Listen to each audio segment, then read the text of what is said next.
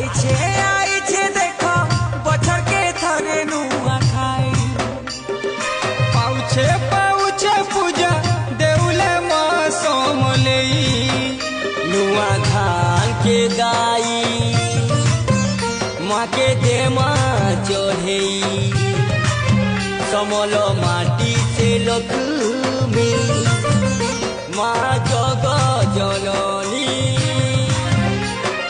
जोदा भाई मिसी मना मास हो आमर नुआ खाई तिहार